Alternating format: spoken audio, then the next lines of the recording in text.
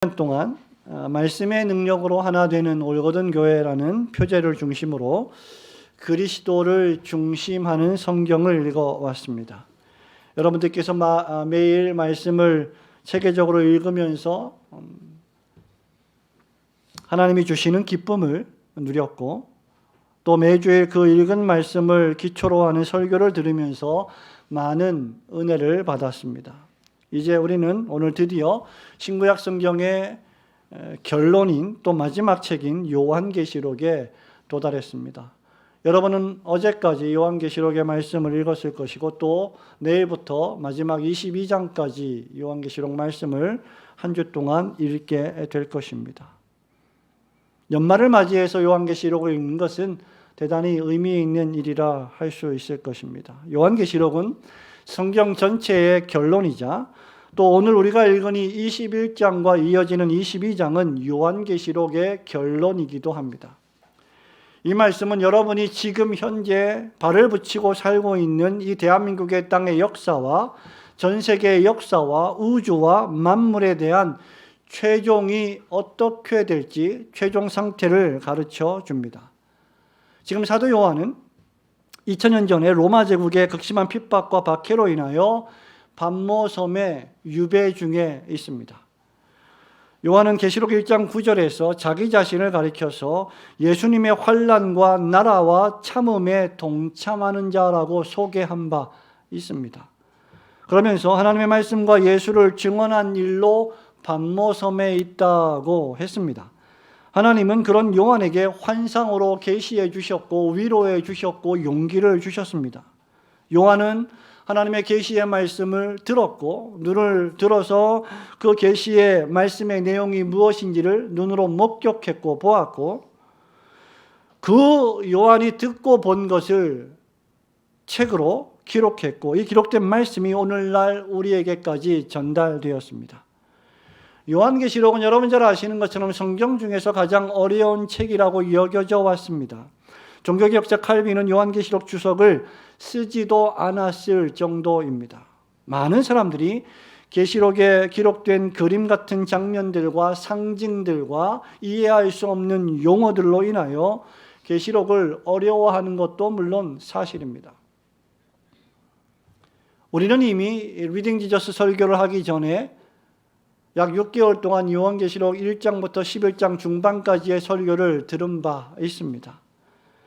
모든 사람들이 다 동의하는 분명한 사실 가운데 하나는 요한계시록이 어려운 책이라 할지라도 이 요한계시록이 승리의 책이라는 사실을 우리는 기억해야 합니다. 그것은 신자의 승리요, 성도의 승리요, 교회의 승리요, 나아가 하나님의 어린 양 되신 예수 그리스도의 승리입니다.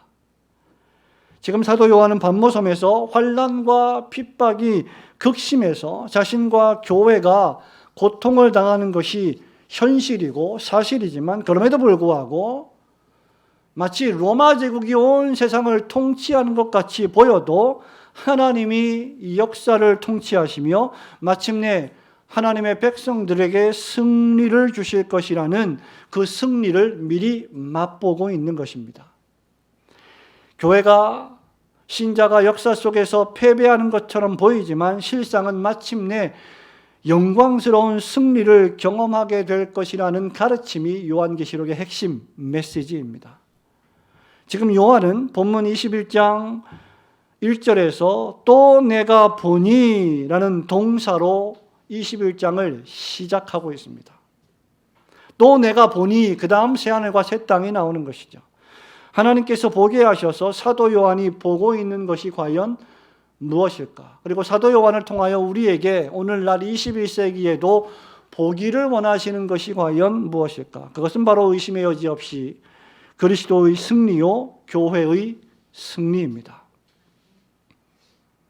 그것은 구약시대의 성전과 성막에 임재하셨던 하나님께서 그들과 함께 하셨고, 또 신약시대 그리스도 안에서 우리와 함께 하셨던 그 하나님께서 지금 현재 성령님을 통하여 우리와 함께 하시는데, 앞으로 마침내 새 하늘과 새 땅인 새 예루살렘에서 그분의 백성들과 함께 직접 함께 하실 것이라는 메시지가 요한계시록입니다.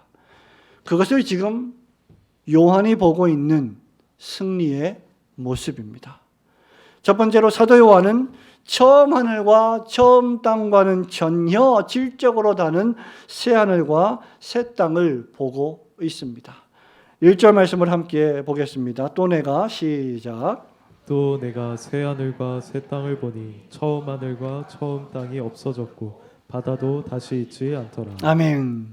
무엇보다도 요한은 지금 새 하늘과 새 땅을 보고 있습니다. 여기 새 하늘과 새 땅은 처음 하늘과 처음 땅이 아니라고 했습니다. 처음 하늘과 처음 땅이란 무엇입니까? 바로 첫 번째 것, 이전의 것, 지나간 것, 과거의 것을 가리킵니다. 하나님께서 말씀으로 천지 만물을 창조하실 때 발생했던 온 세상과 우주를 가리킵니다. 창세기 1장에서 창조하신 처음의 세상입니다. 지금 요한이 보고 있는 이 환상적인 계시 속에서의 새 하늘과 새 땅은 바로 이 처음 세상이, 처음 하늘이, 처음 땅이 없어지고 완전히 새롭게 열리게 되는 하늘과 땅을 가리킵니다. 처음 하늘과 처음 땅이, 그리고 바다도 왜 없어지게 됩니까? 하나님께서 다시 창조하시는 새 하늘과 새 땅과 새 바다가 있을 것이기 때문입니다. 여기 새 하늘과 새 땅은 신선한 것, 새로운 것, 사용되지 않은 것을 가리킵니다. 본문 21장 5절 말씀에서도 보좌에 앉으신 이가 이르시되 보라 내가 만물을 새롭게 하노라 라고 말씀하셨습니다. 이 만물을 새롭게 한다라고 할 때 말하자면 이런 세상은 전에도 없었고 발견된 적이 없으며 앞으로도 없을 질적으로 완전히 전혀 새로운 세상입니다.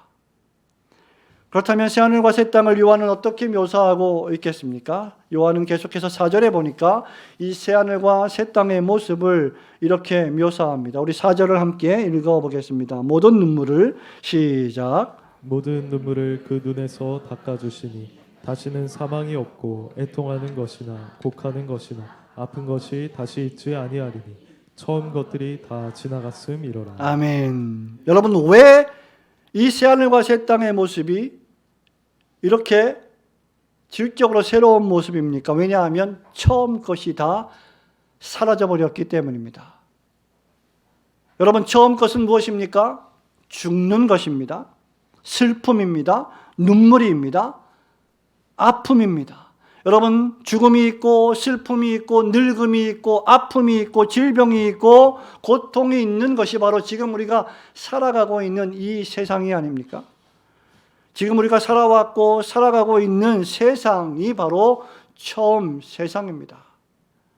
하지만 본래부터 그런 것은 결코 아니었습니다. 하나님께서 아름다운 세상을 만드시고 하나님의 형상으로 지은 아담과 하와를 동산에 두어 계속해서 하나님을 신뢰하고 경배하며 행복하게 살기를 원하셨습니다.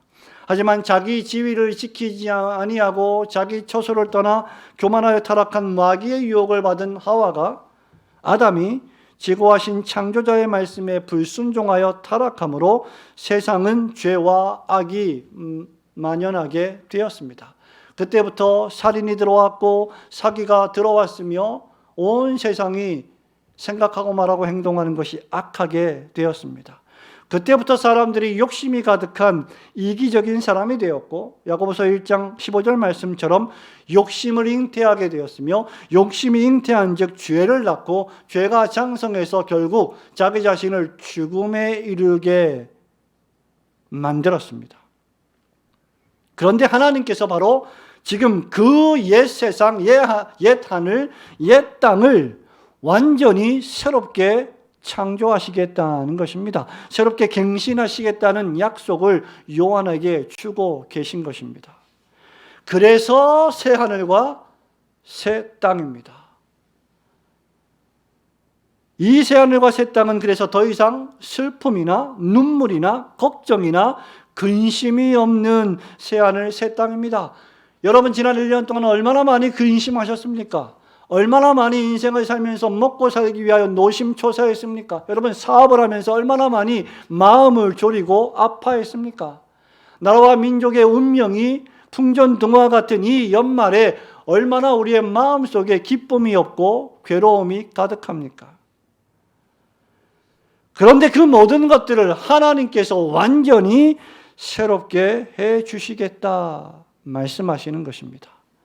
이 일이 언제 벌어집니까? 부활 승천하여 하나님 보좌 우편에 앉으사 지금 온 세상을 그 말씀으로 통치하시는 주 예수 그리스도께서 다시 오시는 날 벌어질 것입니다. 그날이 이르면 베드로 사도가 베드로후서 3장 10절에서 말한 것처럼 온 세상이 불에 타서 풀어지고 물질이 뜨거운 불에 녹아질 것이고 신자는 그 다음 새하늘과 새 땅을 사모하게 될 것이라고 했습니다. 주님이 재림하실 때 이 세상의 죄와 악과 그 죄와 악으로 말미암아 발생하는 수많은 무질서와 불의와 불경건을 다 제거하시고 완전히 새로운 세상으로 만드시는 것입니다. 그래서 요한은 바다도 다시 있지 않더라고 했습니다. 여러분은 산을 좋아하십니까? 아니면 바다를 좋아하십니까? 휴가를 가시면 모텔을 잡으실 때 산 뷰를 잡으십니까? 바다 뷰를 잡으십니까? 저는 산보다는 바다를 좋아하는데 만약에 새하늘과 새 땅에 바다가 없다면 좀 아쉬울 것 같습니다. 하지만 여기 요한계시록에서 말씀하고 있는 바다는 모든 죄와 악의 근원으로서의 바다입니다. 요한계시록이 의미하는 바다는 타락한 이 세상을 상징하며 어두움의 공중 권세 잡은 자가 활동하는 것을 가리킵니다. 요한계시록 13장 1절에 보면 내가 보니 바다에서 한 짐승이 나오는데 뿔이 10이요 머리가 7이라. 그 뿔에는 10왕관이 있고 그 머리들에는 신성모독하는 이름들이 있더라고 했습니다. 바다에서부터 한 짐승이 나와 하나님을 대적하며 교회와 그리스도를 믿는 신자들을 핍박하게 될 것입니다. 그 바다가 다시 있지 않을 것이다 말씀하십니다. 새하늘과 새 땅에는 더 이상 하나님의 이름이 망령되이 일컫는 일이 없을 것입니다. 새하늘과 새 땅에는 하나님의 이름을 상업적으로 사용하는 이들이 더 이상 존재하지 않을 것입니다. 그러므로 신자는 요한이 성경의 마지막 책 마지막 부분에서 본 이 새하늘과 새 땅을 바라보고 사모해야 합니다. 이는 사도 바울이 로마서 8장 19절부터 23절에서 밝힌 바와 같이 온 피조물도 우리뿐만 아니라 온 피조물도 썩어짐의 종노릇한 데서 해방되어 하나님의 자녀들이 영광의 자유를 기다리는 구속의 날이 될 것이기 때문입니다. 온 피조물이 그러하다면 하나님의 은혜로 예수 그리스도 안에서 하나님의 양자가 되어 하나님을 아버지로 부르는 신자들은 더욱더 이 새하늘과 새 땅을 사모해야 할 것입니다. 완전히 새롭게 될 이 새하늘과 새 땅, 그리고 이 새하늘과 새 땅에 하나님께서 우리를 들이실 것을 믿음으로 바라보시는 성도들이 되시기를 주님의 이름으로 축원합니다. 두 번째로 사도 요한은 하늘에서 내려오는 거룩한 성 새 예루살렘을 보고 있습니다. 이 새하늘과 새 땅은 어떤 땅이냐? 거룩한 성 새 예루살렘이라고 했습니다. 2절 말씀을 또 함께 보겠습니다. 또 내가 시작. 또 내가 봄에 거룩한 성 새 예루살렘이 하나님께로부터 하늘에서 내려오니 그 준비한 것이 신부가 남편을 위하여 단장한 것 같더라. 아멘. 요한은 또 다른 환상을 보고 있습니다. 그것이 바로 거룩한 성 새 예루살렘이 하나님께로부터 하늘에서 내려오는 환상입니다. 여러분, 마치 영화 속에서 하나의 영광스럽고 아름다운 도시가 하늘에서 웅장하게 천천히 내려오는 모습을 우리에게 연상시켜 줍니다. 그런데 이 새 예루살렘이 마치 신부가 결혼식 때 신랑을 위하여 단장한 것 같다고 했습니다. 아무리 생각해봐도 여러분, 결혼식에는 주인공이 신부입니다. 물론 신랑 신부 모두가 주인공이죠.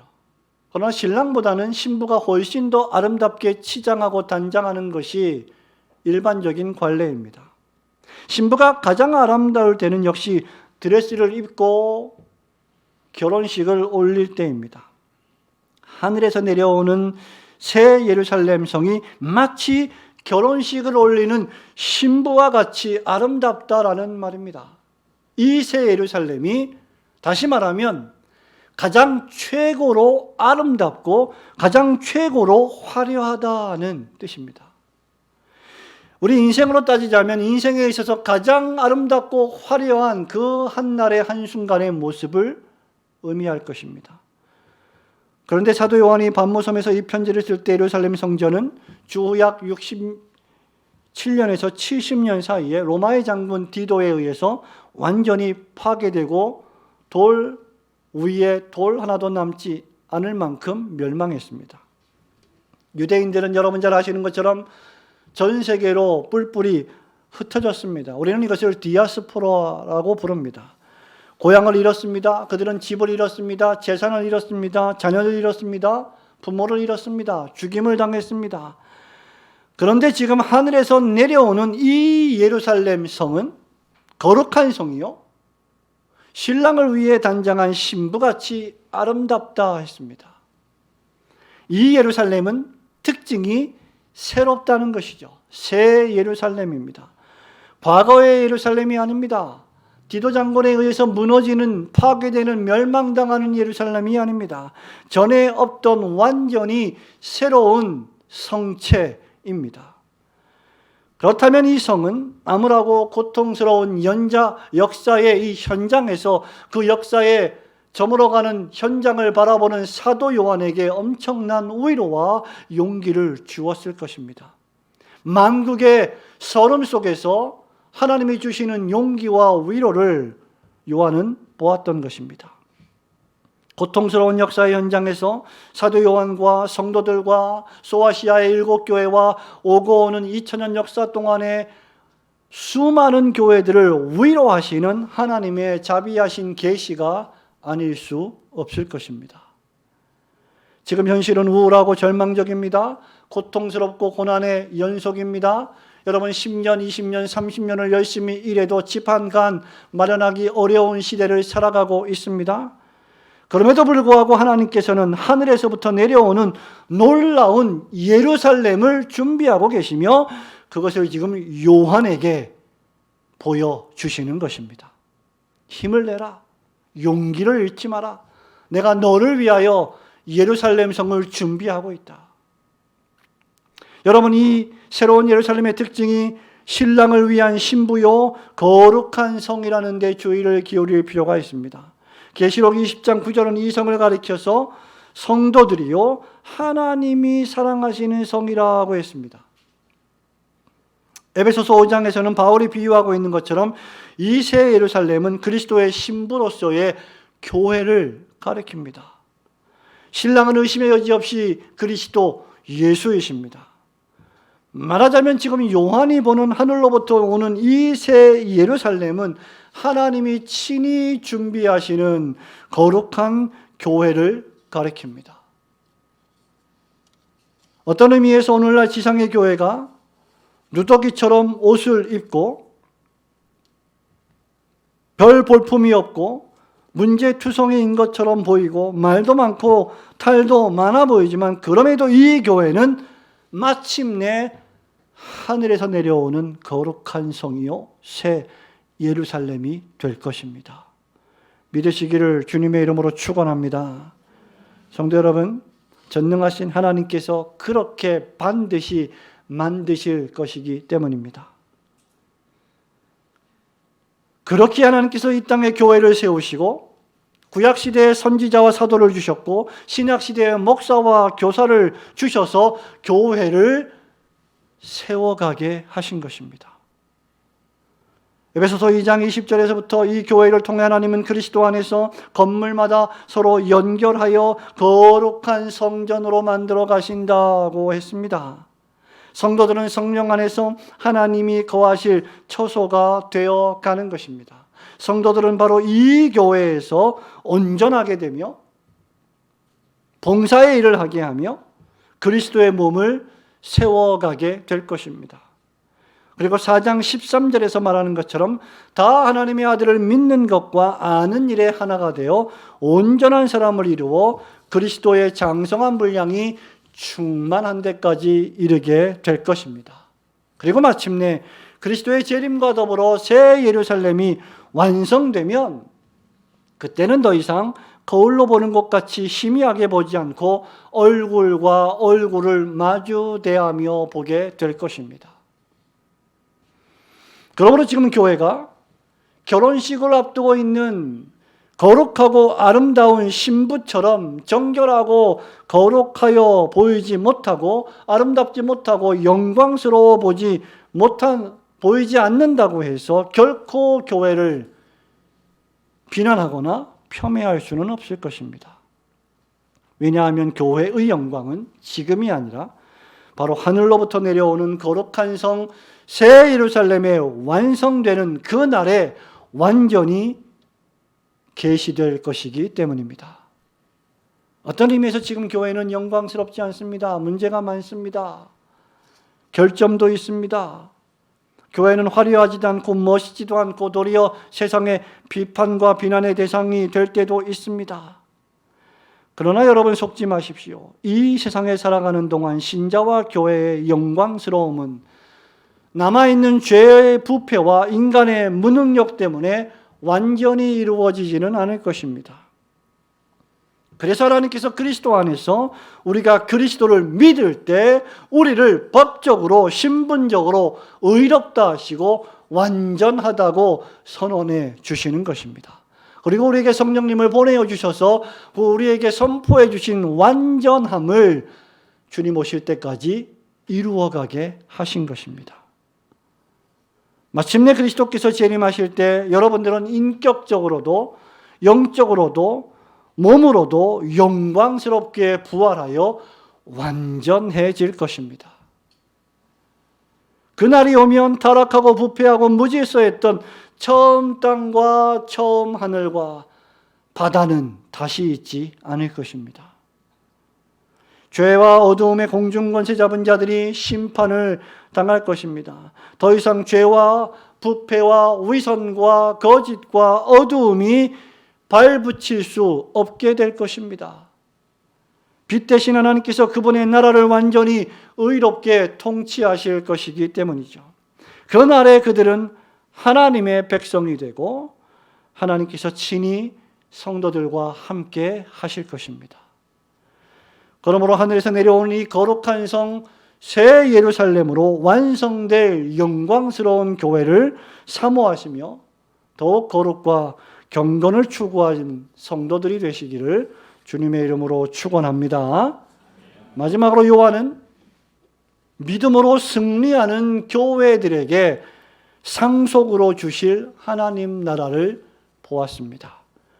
3절, 4절, 5절 말씀을 한 번 더 봅니다. 내가 들으니 시작. 내가 들으니 보좌에서 큰 음성이 나서 이르되 보라 하나님의 장막이 사람들과 함께 있으며 하나님이 그들과 함께 계시리니 그들은 하나님의 백성이 되고 하나님은 친히 그들과 함께 계셔서 모든 눈물을 그 눈에서 닦아주시니 다시는 사망이 없고 애통하는 것이나 곡하는 것이나 아픈 것이 다시 있지 아니하리니 처음 것들이 다 지나갔음 이러라. 보좌에 앉으신 이가 이르시되 보라 내가 만물을 새롭게 하노라 하시고 또 이르시되 이 말은 신실하고 참되니 기록하라 하시고. 아멘. 7절에 보면 이기는 자는 이것들을 상속으로 받으리라.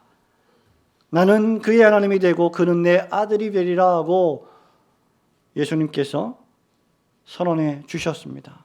여러분은 그러므로 그 날이 이르면 완전한 역전승이 벌어지게 될 것입니다. 그날이 이르면 세상의 모든 영광 빛을 잃을 것입니다. 세상의 모든 교만한 자들이 꺾이게 될 것입니다. 그리고 그리스도께서 피 흘려 사시고 구원하여 주신 교회만이 가장 거룩하고 영광스러운 신부의 자태를 뽐내며 신랑 되신 그리스도 예수를 맞이하게 될 것입니다. 그러므로 신자와 교회는 이 세상의 죄와 악 속에서 또한 세상이 주는 고난과 핍박 속에서도 하나님이 준비하시는 이 새하늘과 새 땅 거룩한 성 새 예루살렘을 믿음으로 바라보며 이 새 예루살렘을 맞이할 준비를 해야 합니다. 그날이 이르면 바울이 에베소서 5장 26절과 27절에서 말하는 것처럼 주님께서 교회를 물로 씻어 말씀으로 깨끗하게 하사 거룩하게 하시고 자기 앞에 영광스러운 교회로 세우사 티나 주름 잡힌 것이나 이런 것들이 없이 거룩하고 흠이 없게 하실 것입니다. 이어지는 3절부터 보면 바로 이날에 하나님이 큰 목소리로 쩌렁쩌렁 외치십니다. 그 음성의 내용이 무엇입니까? 하나님은 그들의 하나님이 되고 그들은 하나님의 백성이 될 것이다. 하나님의 법정적 선언이요 판결입니다. 더 나아가 7절에 하나님은 교회의 하나님이 되시고 교회는 하나님의 자녀가 될 것입니다. 베드로는 3장 11절에서 이 모든 것이 이렇게 풀어지리니 너희가 어떠한 사람이 되어야 마땅하냐라고 질문하면서 12절에서 거룩한 행실과 경건함으로 하나님의 날이 임하기를 바라보고 간절히 사모하라고 권면했습니다. 종말의 시대에 거룩한 행실과 경건함을 유지하면서 하나님의 날이 임하기를 바라보고 간절히 사모하는 것이 교회와 신자들이 종말 시대에 해야 할 일입니다. 그러므로 우리는 지금 여러분이 잠시 있다가 70년, 80년, 때로는 90년, 100년을 살다가 사라질 이 세상에 부귀영화보다 다가올 영원하신 하나님의 나라를 준비하는 이 세상에서의 삶이 되어야 할 것입니다. 앞서 우리는 하나님께서 마지막 날에 새하늘과 새 땅 거룩한 성 새 예루살렘을 준비하신다고 했습니다.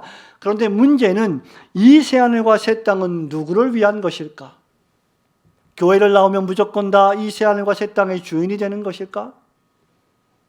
요한은 7절에서 이기는 자가 이것들을 상속으로 받으리라고 했습니다. 6절에 보면 이런 이기는 자는 생명수 샘물이 필요한 목마른 자들이라고 했습니다. 여러분, 이기는 자와 목마른 자는 뭔가 잘 어울리지 않지 않습니까? 그러나 이것처럼 성도를, 하나님의 백성들을, 신자들의 특징을 잘 묘사해 주는 단어도 없습니다. 성도는 목마른 자입니다. 의에 줄이고 의에 목마른 자들입니다. 성도는 그리스도께서 값없이 주시는 생명수의 목마른 자요, 구원의 목마른 자요, 하나님의 말씀을 듣고 싶어 목마른 자요, 하나님을 경배하는 예배의 목마른 자들입니다. 바로 어린 양이신 그리스도 예수만이 성도에게 생명수를 주실 수 있습니다. 그러면 우리는 이러한 목마름으로 오직 그리스도 예수만을 믿고 의지하는 자가 되어야 할 것이며, 말씀드린 것처럼 의에 줄이고 경건에 줄이며 그리스도께서 값없이 주시는 생명수를 사모하며 하나님의 말씀을 사모하며 예배를 사모하는 성도로 살아가야 할 것입니다. 그러나 여기 요한이 이 새하늘과 새 땅에 들어갈 자는 또한 이기는 자라고 한 것에 주목해야 합니다. 계시록 2장과 3장에 기록된 소아시아 7교회에 보낸 편지에서도 자주 언급된 이기는 자의 단어가 나오는데, 여기 이기는 자는 로마 제국의 황제 숭배와 우상 숭배에서 목숨을 걸고 신앙을 지키며 예배를 지키는 자들을 가리켰습니다. 황제가 신이 아니라, 이 세상의 임금이 주군이 신이 아니라, 이 세상의 주인이 신이 아니라 오직 예수 그리스도만을 자신의 주님이요 황제로 고백하는 사람들이야말로 진정 이기는 자들입니다. 그러다가 눈물을 흘리고, 그러다가 고통을 당하고, 신앙 때문에 돈을 잃고, 신앙 때문에 명예를 잃고, 평판을 잃고, 때로는 목숨을 잃는다 할지라도 신앙의 정절을 지키는 자들이 바로 이기는 자들입니다. 하나님의 나라는 바로 이런 자들의 것이라고 했습니다. 물론 신자는 바울의 로마서 3장 37절에서 밝힌 것처럼 우리 주 예수 그리스도로 말미암아 이 싸움에서 넉넉하게 이기게 될 것입니다. 그럼에도 불구하고 이 신앙의 싸움은 신자가 하는 싸움입니다.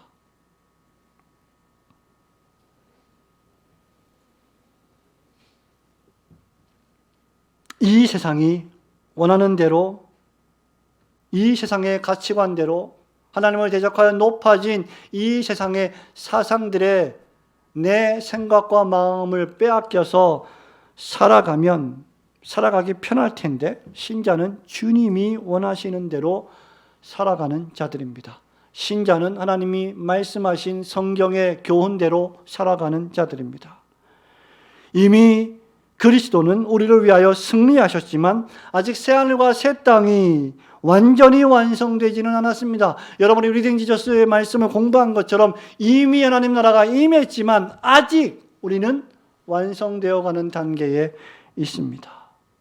그러나 마침내 알파와 오메가요 처음과 마지막이 되시며 하루가 천년 같고 천년이 하루 같은 하나님께서 그 나라를 마침내 완성시켜 주실 것입니다. 그 날이 이르면 하나님께서 친히 우리 하나님이 되시고 우리가 하나님의 자녀들이 될 것입니다.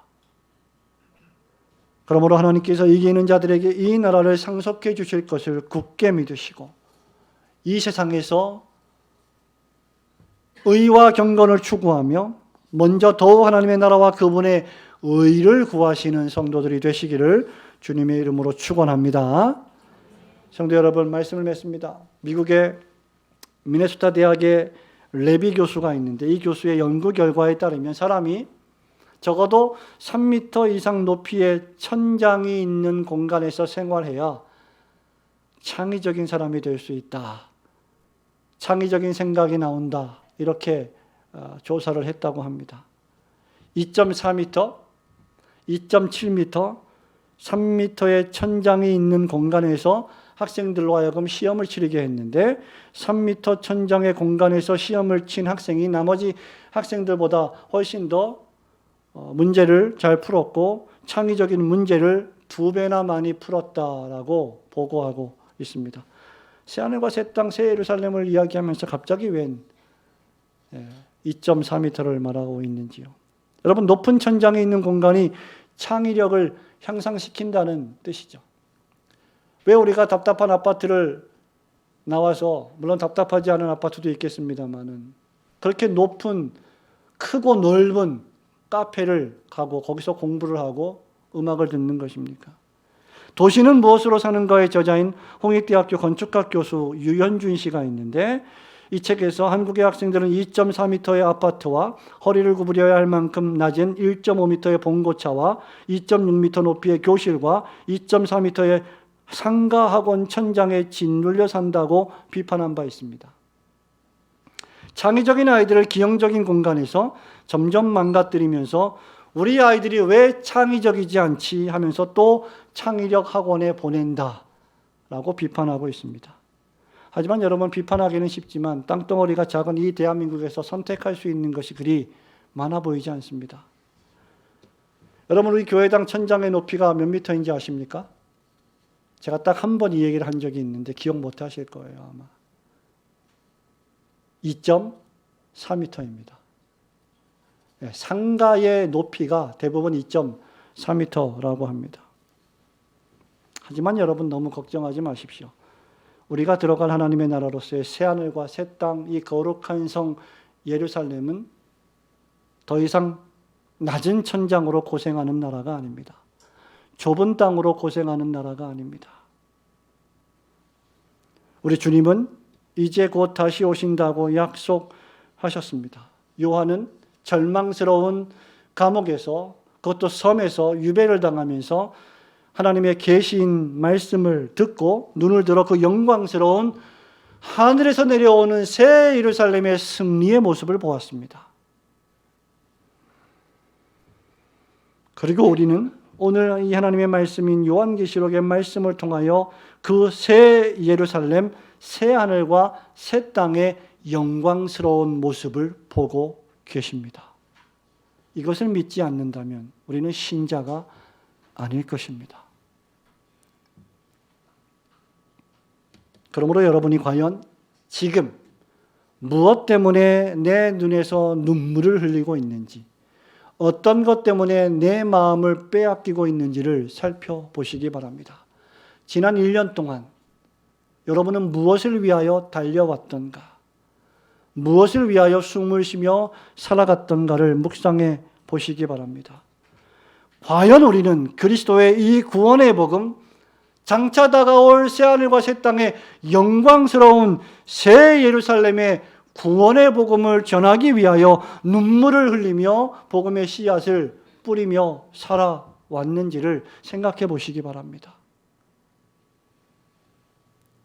영광스러운 교회의 승리를 소망하시며 그리스도의 남은 고난을 여러분의 몸에 채우며 기꺼이 인내해 왔는지를 돌아보시기 바랍니다. 우리는 지난 1년 동안 부족하지만 열심히 하나님의 나라와 그분의 의를 위하여 살아왔습니다. 그리고 내년에도 역시 그러해야 할 것입니다. 왜냐하면 우리에게는 다가올 새하늘과 새 땅이 있기 때문입니다. 그리고 그 새하늘과 새 땅은 반드시 이기는 자와 의에 줄이고 목마른 자들만이 들어갈 수 있기 때문입니다. 오직 하나님의 나라와 그분의 뜻을 위하여, 복음을 전하는 일을 위하여, 썩지 않을 영원한 양식을 위하여 많은 눈물을 흘리시는 성도들이 되시고 이 새하늘과 새 땅 새 예루살렘의 주인공들이 되시기를 주님의 이름으로 축원합니다.